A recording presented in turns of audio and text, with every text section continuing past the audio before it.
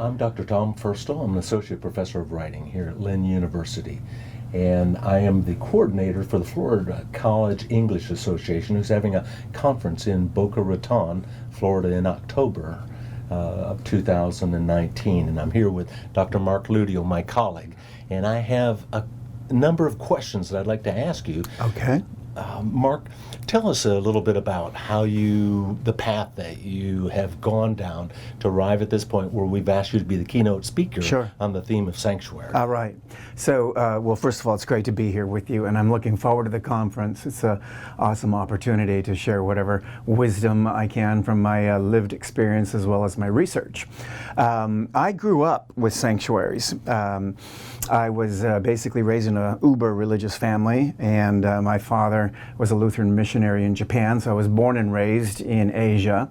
And of course there are temples, shrines, churches, you name it, just all over the landscape of the islands of Japan, as well as almost anywhere you travel in Asia. It's ubiquitous. So I had a natural kind of awareness and an interest in sanctuary and the idea of it. I went on myself in religious studies. I have a Master's of Divinity as well as a PhD from the University of Notre Dame in religious studies. And then I just came back from a 6-month sabbatical where I researched basically topics related to this theme of sanctuaries and what causes sometimes there to be intolerance and violence surrounding them, and where the touchstones and the similarities and the core principles and values are. Thank you, Mark.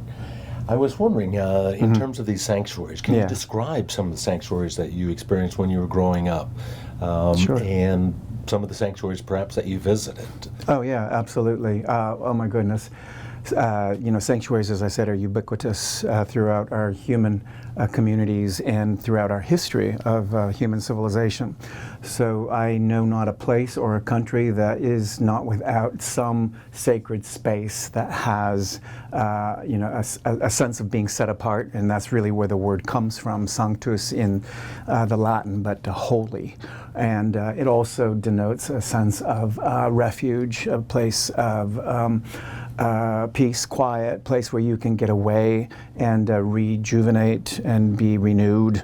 And that can be as simple as a place in our own homes. A home itself is really a sanctuary away from the world.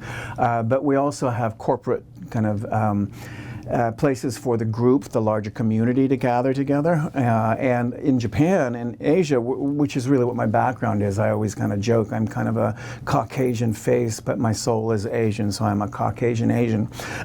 But you have just all kinds of different sanctuaries. You have everything from the gardens, which are sanctuaries, where things are very manicured and laid out precisely, where you might experience tea, which is a particular ritual within that sanctuary, that space.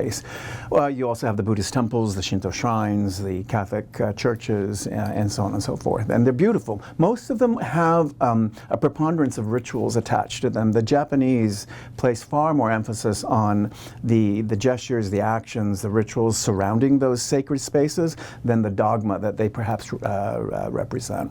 So they're much less concerned with dogma. Right. Do you have a favorite space in mind? In my 6 months of travel, and truly I found what sanctuary really meant within this space. It was traveling on an overnight train from Xi'an, China to Shanghai for Chinese New Year's with a packed train, no more seats available, and I was in a sleeping berth in a car with a family and college students who didn't speak really any English, and I knew no Chinese, and I was the only white-faced guy in that space. And we discovered in that 15-and-a-half-hour sleeping car experience together a sense of sacrality, a sense of trust, a sense of community. I think sanctuary is about rebuilding the human connections with each other as much as it is with the divine. So on this kind of horizontal social level, we left that space together having slept, having trust, did each other to sleep and actually fall asleep with our possessions around us and know that they weren't going to get ripped off.